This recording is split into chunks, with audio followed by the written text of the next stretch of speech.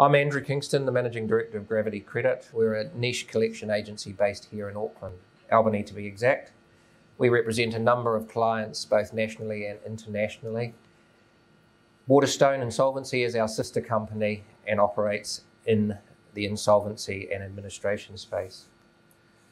You may or may not be aware that we also sponsor the Working Group podcast on Monday nights. It's a political podcast. It's rumoured to be number one in terms of podcasts in the political arena. If you haven't given it a listen, then I suggest you take up the opportunity. The guests are varied and they're not afraid to challenge the status quo. If you can't listen to it live, just search it up on Spotify, The Working Group. I'm sure you're enjoying the networking opportunities. There's always a good bit of banter going on. Don't be afraid to continue to eat. We've catered for some larger numbers, so we'll be serving.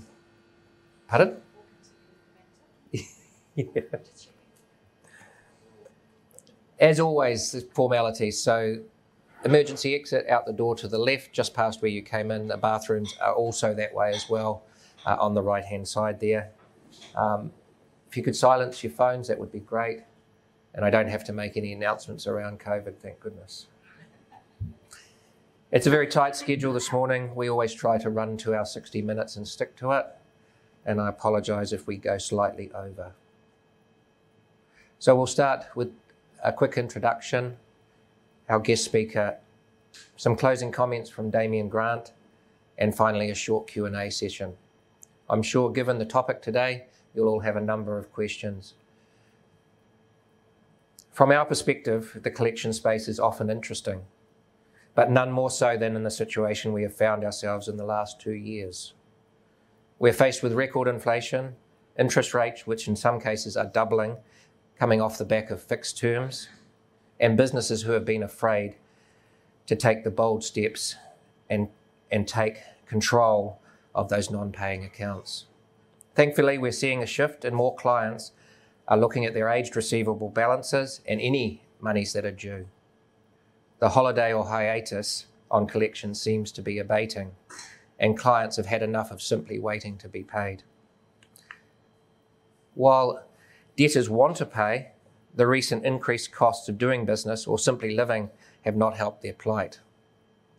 Businesses have been forced to tie up a significant amount of money in stock due to COVID, often only just for future jobs. Look at the situation with the Jibboard crisis at the moment.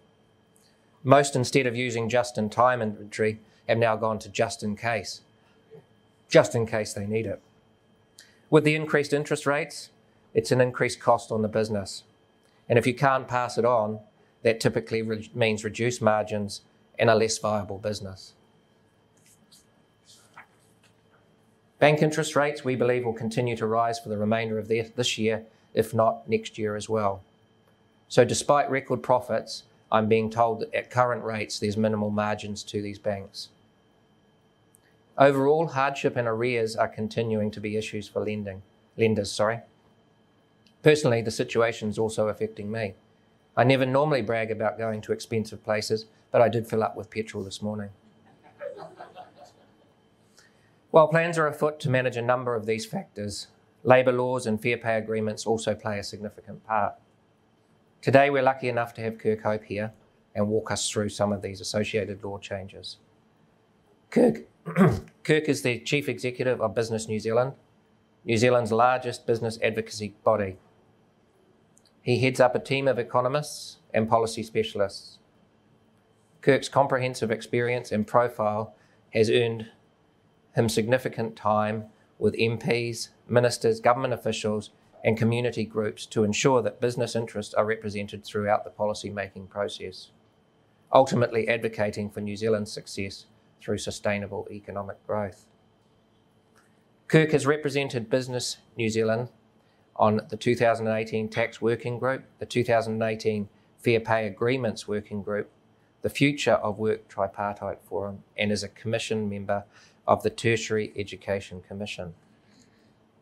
Outside of work, he's passionate about several things: spending time with his daughters, surfing, playing soccer, and I'm told DJing.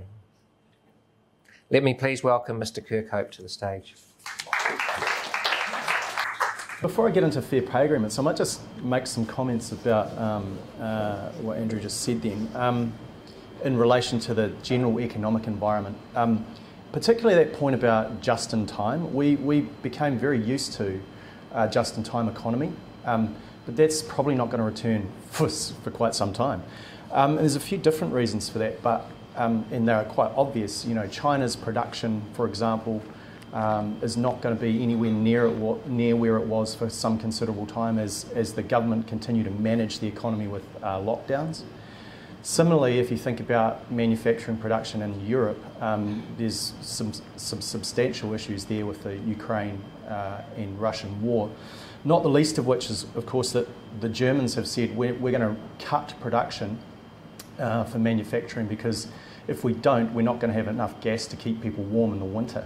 So what we're going to see is some of these issues which will hang around for quite some time in terms of global production, in my view, and that has implications for how long inflation would be with us. I was pretty incorrect in my assessment about how long inflation would be around in the early part of the pandemic, because I thought, okay, once we get over lockdowns, we'll get back to production. The supply chain issues will work themselves out, but I'm much less confident about how that's going to play out. And I'm sure you'll talk and hear from economists who would say the same. Our very own economists within Business New Zealand actually were often tapping me on the shoulder and saying, "Shut up, stop being so naive, and don't be so Goldilocks about it all." We call them, there's these two guys who sit in our offices, and they've seen a lot of stuff in their time, and they provide us with great advice around what's going on from an economic perspective. So I outline that because it's within that context which we have to think about what the government is trying to press forward with in terms of fair pay agreements.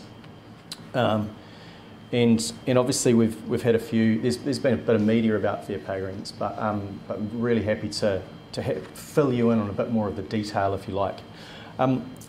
Just on that media, we were recently we go to Geneva every year as a part of a delegation, a New Zealand delegation that's gone there for 100 years.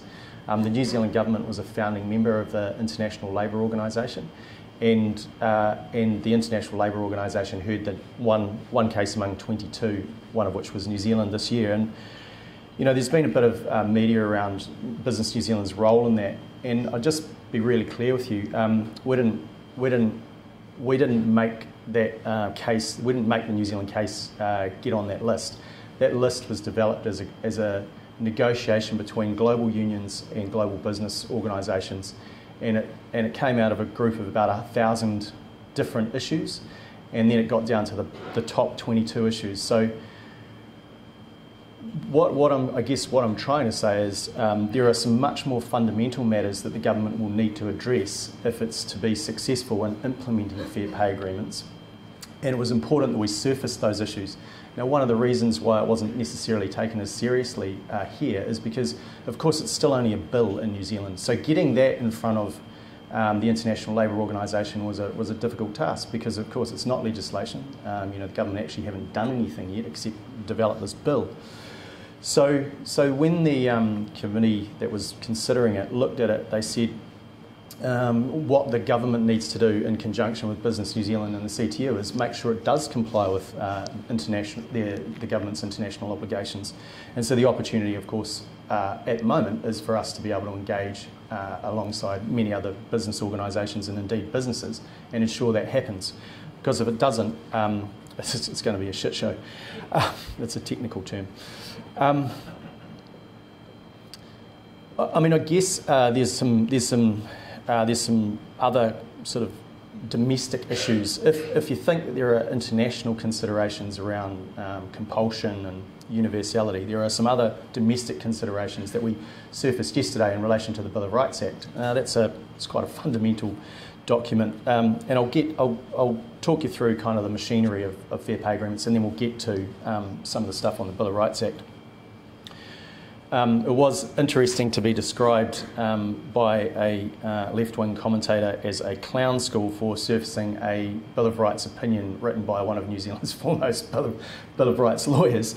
It's an interesting time to be an advocate, and I'd say it's a pretty interesting time in terms of your own personal resilience, because there's a lot of attack media going on, and a lot of attack social media going on. There's not really that many controls around that, so you've got to kind of be, you've got to mostly just ignore it, to be perfectly frank. So obviously with fair pay agreements, it's a system of collective bargaining. And collective bargaining is not a major part of our industrial relations landscape, but it does have a fairly long history in New Zealand. It's one of the key features of New Zealand's current Employment Relations Act. The Employment Relations Act is concerned to promote voluntary collective bargaining to counteract what it says is an inherent inequality of power in employment relationships. Right now, I think the power dynamic might have shifted slightly if you think about the challenges that businesses are having in getting and keeping skills and the pricing of those skills as well. So the coming Fair Pay Agreements Act will take this concern to a new level by increasing the reach of collective agreements across whole industries or occupations on the basis that this will even up the inequality of power and allow vulnerable workers to gain better terms and conditions than they are seen at present to be able to get under the employment relations framework. We've obviously taken a lot of interest in fair pay agreements because we're concerned that they'll be bad for the business environment and for the economy. They'll be bad for business because they will set up vast homogenous collectives where every employee covered has to be paid the same and has to have the same employment conditions. So that's a baseline, right? By the way, on top of that, there will be the possibility to negotiate other terms and conditions and pay on top of what a fair pay agreement is. So it sets a baseline. Under a fair pay agreement, a high-performing employee will have to be paid the same as a poorly performing employee, or they'll have to negotiate at an enterprise level. So it's not a helpful arrangement if you're an employee and you want to incentivise and reward your high performers. And if you want to do that, you're going to have to go over and above. If you have a business that's competing in a fast-moving market, you want to be able to react to changes in the market quickly. And you think about the way that New Zealand businesses engage in export markets. You're having to adapt really, really rapidly to what's going on. And the other thing that I'd say about that is not only are businesses having to adapt to export markets quickly, but internal domestic market changes occur pretty rapidly. And one of the biggest of those was, of course, COVID-19, and the ability to be able to respond quickly to COVID-19. Our perspective is if you had a fair pay agreement across an entire industry, it's going to be extremely difficult, probably, for some of those businesses to react rapidly to their own conditions with their own employees under the terms of a fair pay agreement. So if your employees are covered under an FPA, you won't be able to make changes to the terms and conditions of that FPA until it runs out, and that'll be 3 to 5 years. One of the submitters yesterday at the Select Committee talked about the challenges of, so for example, there's a pay equity deal that was done for care workers. That hasn't been updated since it was negotiated. Now, if you think about, and that's an ongoing negotiation, so that's going to take a long period of time. So what will happen is once one of these fair pay agreements is triggered, it may be quite a considerable period of time before you get to the period where it's implemented. And then if you want to turn it over, you've got to go through that process again. If you can't agree, it goes to the Employment Relations Authority, and they will decide. And I'll get to kind of some more detail around that. So if you think about that and you think about it multiplied across large numbers of businesses around New Zealand and a large number of sectors, you can see that it's a pretty challenging prospect. What's happening in the rest of the world, you might ask? So France was probably the last bastion of nationwide collective bargaining, and they've recently in 2018 under Macron they've moved away from that back to enterprise bargaining. And the reason they did that is they had persistently high unemployment, around 7 to 8% in the adult population, 16% in the youth unemployment population, right? And they were seeing these large-scale collectives. They were potentially good for workers if you were in work, but they were locking they were locking parts of the workforce out, the available workforce out, and that was particularly impacting youth.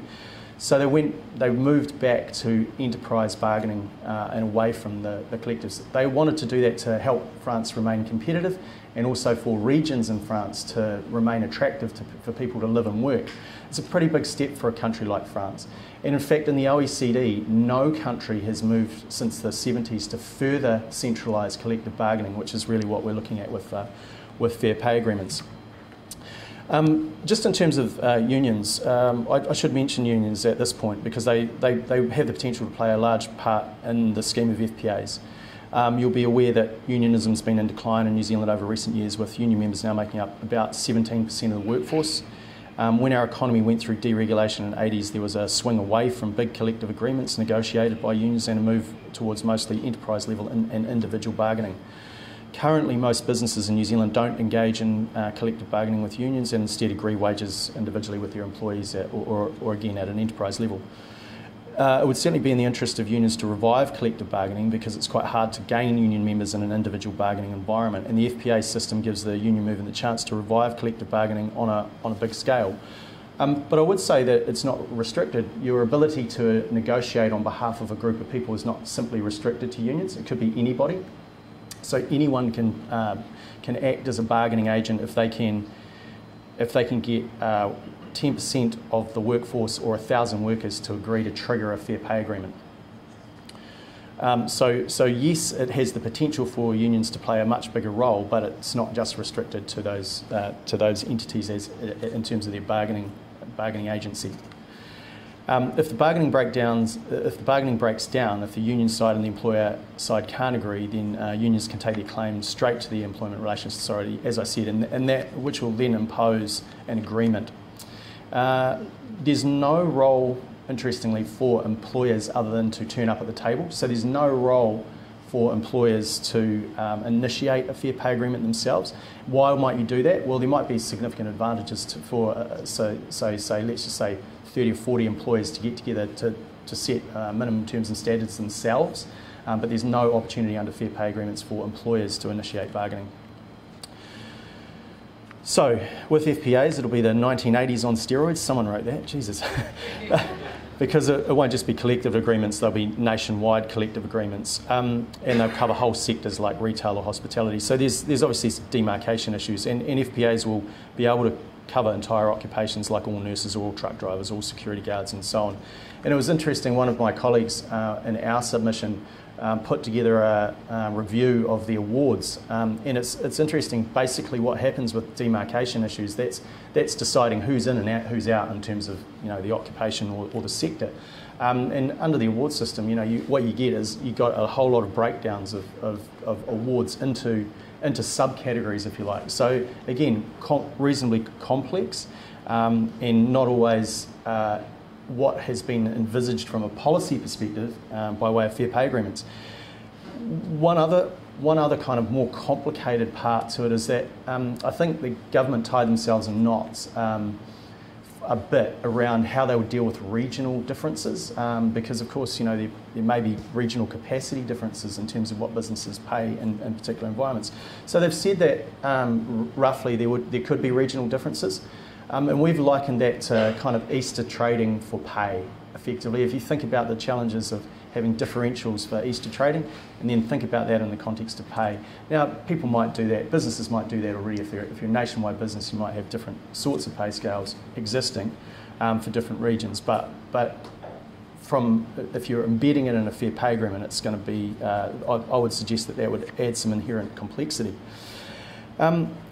I'll cover off a few other areas. So for farming, for example, given the importance of farming and agribusiness to the economy, we had a look at whether the farming sector would be impacted by fair pay agreements, and they probably will be. That would bring unions, the bill lets bargaining agents bring an FPA in any sector where there are migrant or temporary workers, or where workers are employed by a small business, or where they work long or unsocial hours, or where there could be health and safety issues.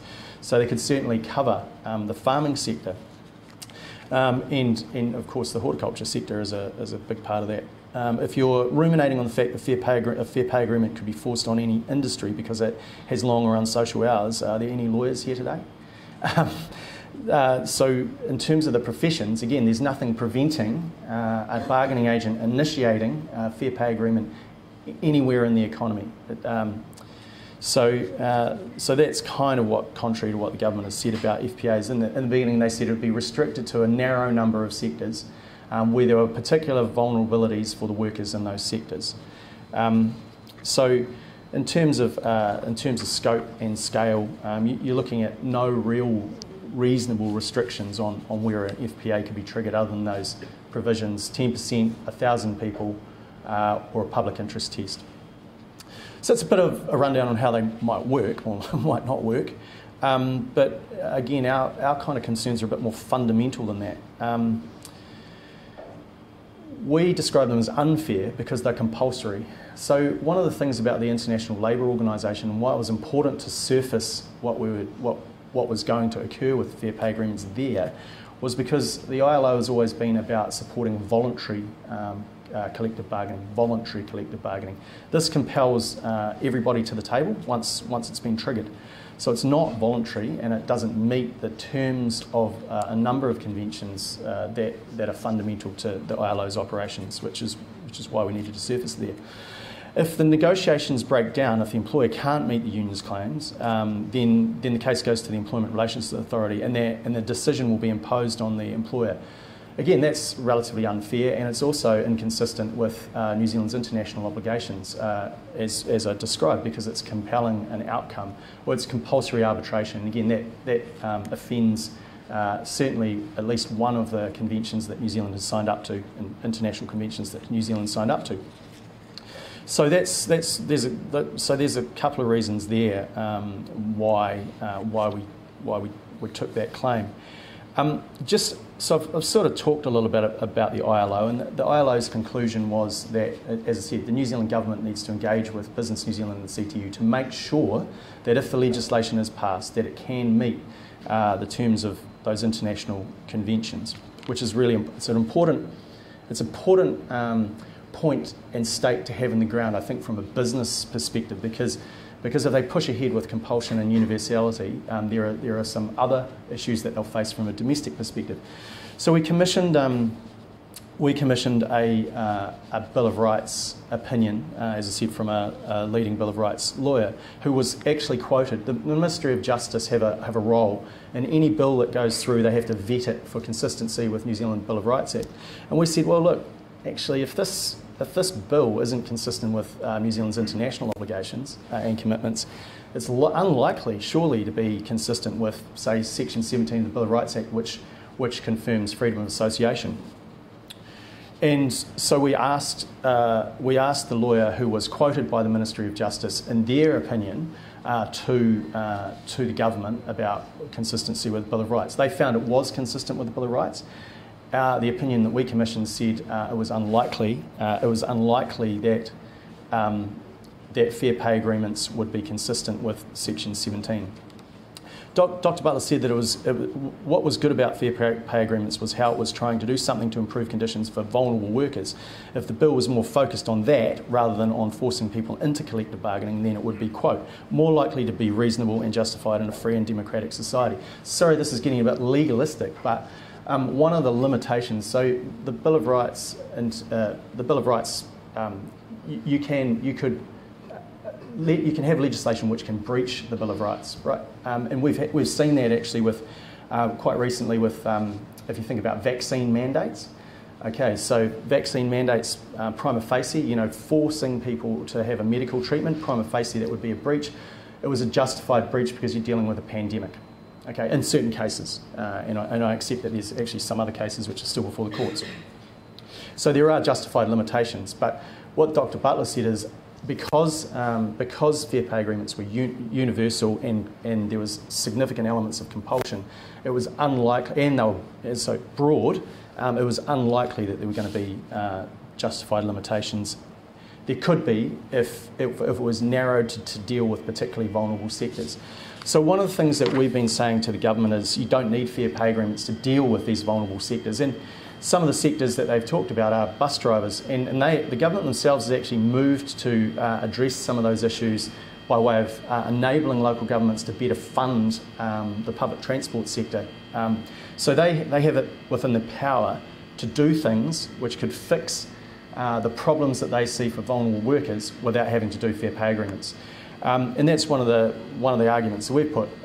What we would like to see is if there are identified sectors where there are vulnerabilities, the alternative to fair pay agreements is targeting those sectors. So understanding what those vulnerabilities are and then ensuring that there were sector-specific standards that addressed those particular vulnerabilities for those workers. Because our perspective was that certainly the cure may be worse than the cold in terms of fair pay agreements. So I'd probably just leave my comments there if that's all right, Damien. There's a few other things going on in the industrial relations space that I could rabbit on about, but I'm much more interested in kind of perhaps taking some questions or something. So. Any other questions? Could this be a vehicle to sort out the gender pay gap? Yeah, I mean, if you think about it, if you think about the pay equity claim that was taken by the care workers. It has potential, but the reality is that if you don't have provisions within a fair pay agreement that has a levelling up process within it, you're just going to have a fair pay agreement that maintains the existing gender pay gap. So that's probably not the mechanism that you want to use to close the gap. You probably need to do that.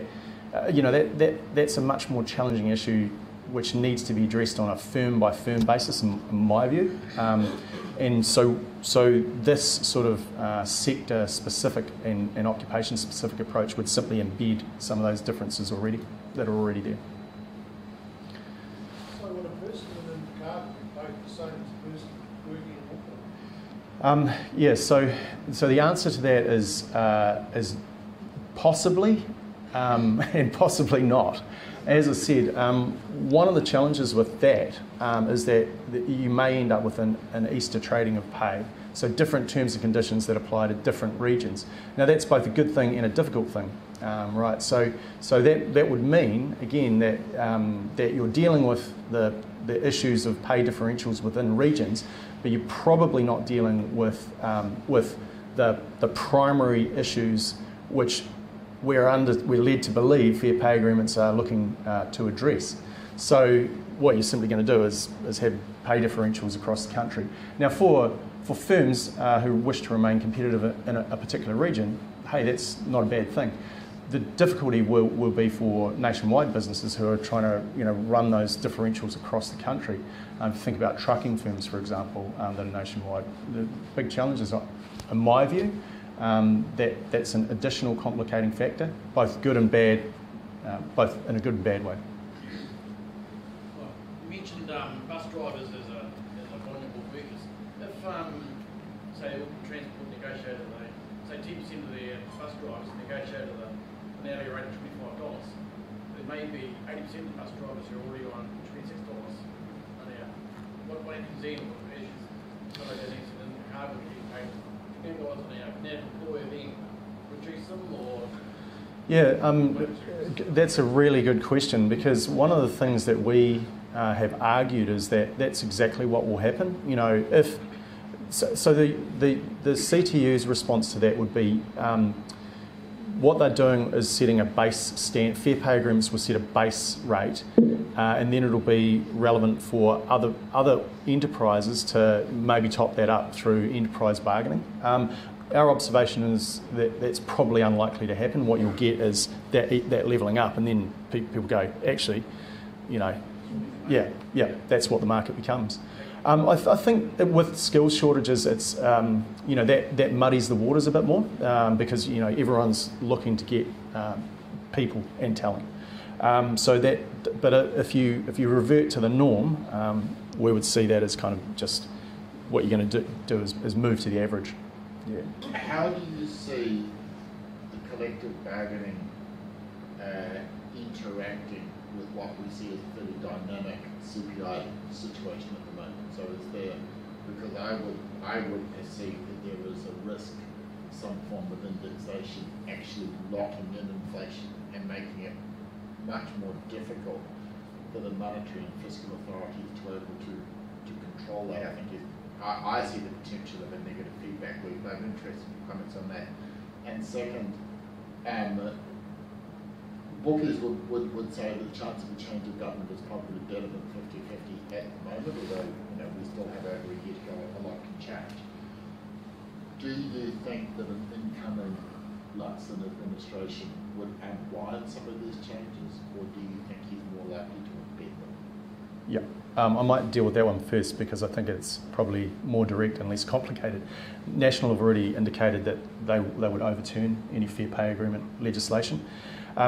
If you think about the time frame, it would be extremely difficult the government will, all things being equal, likely pass the legislation around the end of the year.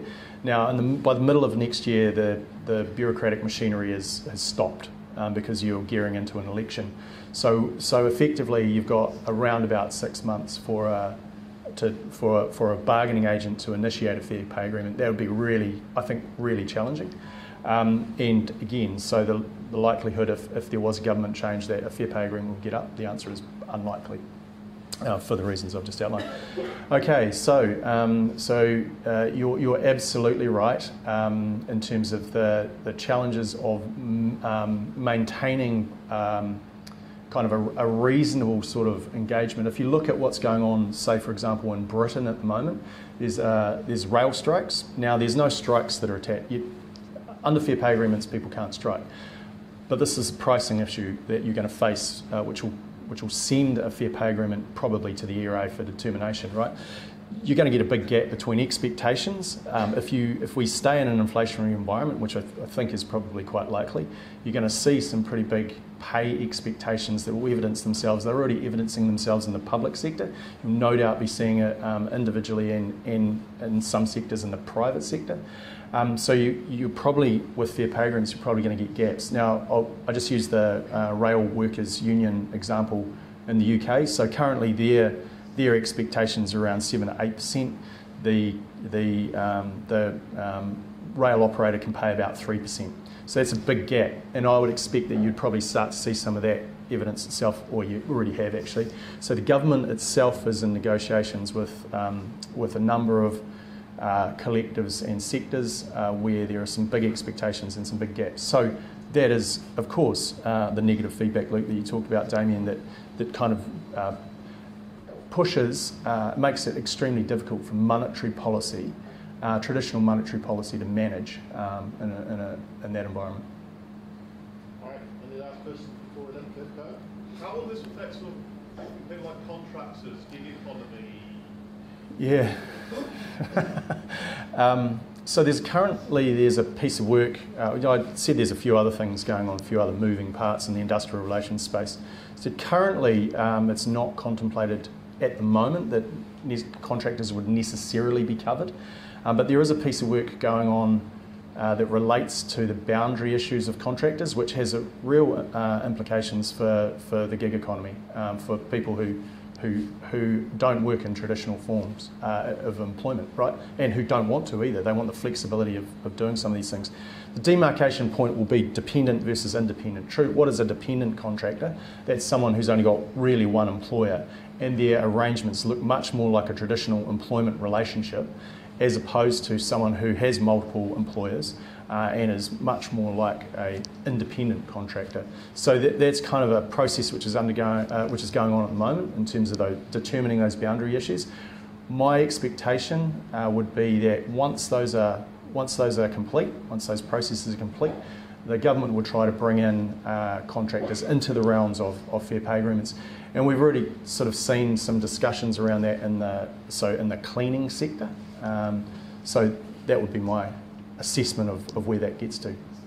So it goes on to labour hire companies, yep. Those sort of time-sheet businesses. Yeah, it has some pretty widespread implications for existing business models and existing processes where people are using third-party arrangements for labour, and that's really problematic, because for businesses that are using those other businesses as a third party, they're an important function of how labour is accessed actually.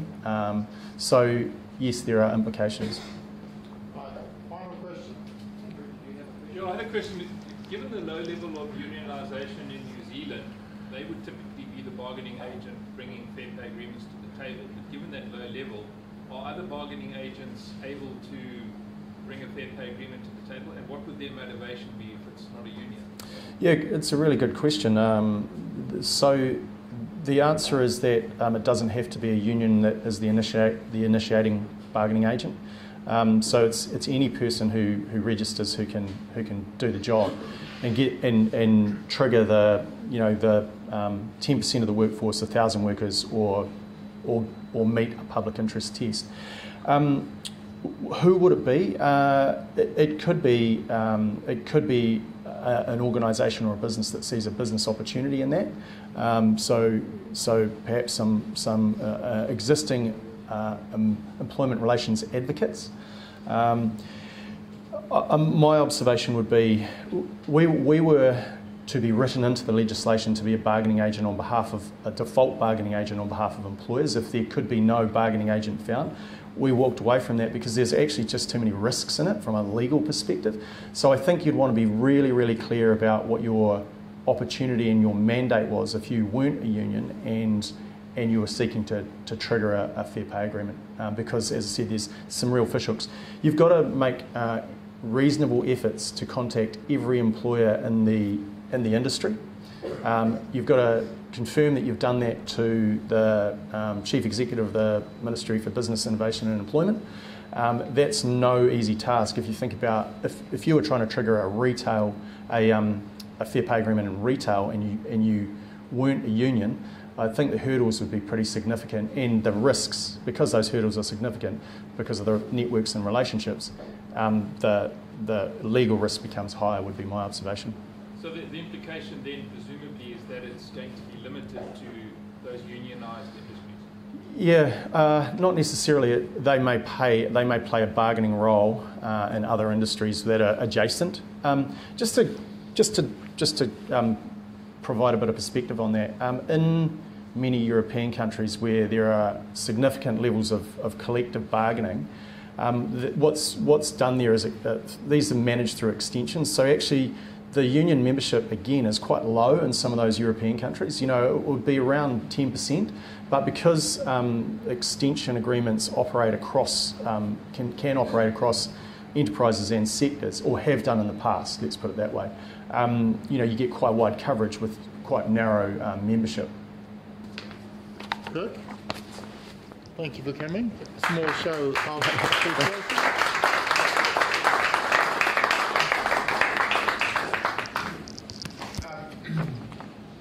I'm a big fan of Kirk's work, and if you go onto Business Desk, it's probably the media stuff as well, the report that he commissioned in terms of the Bill of Rights, there's a story on there, and it's just a very smart and effective way of getting under the skin and attempting to deflect some of this stuff.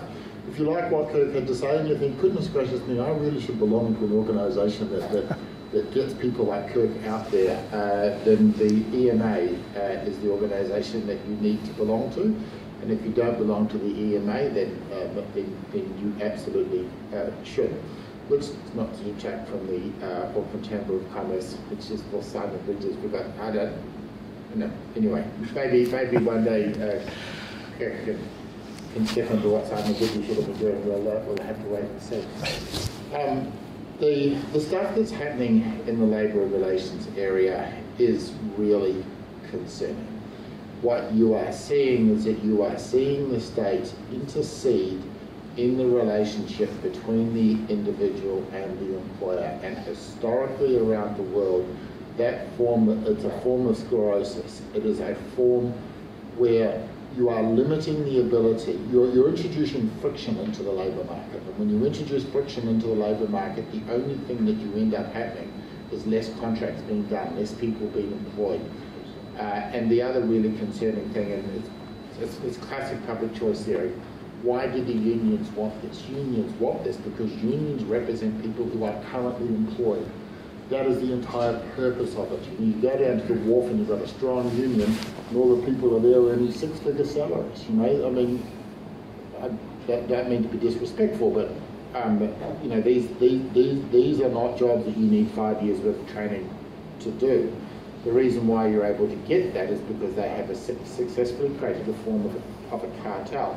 And so what a union does is it represents those people who are currently employed at the expense of those people with their face pressed up against the glass wanting an opportunity. This is really nasty stuff, because what it does is it locks out generations of people who want to get into the labour force. I think this stuff is malign. And Kirk Hope can't say it, but I certainly will. I think these things are disgraceful, and I think the union movement is selling out the poor and the underemployed, and I think this government is facilitating that, and I think it is appalling behaviour.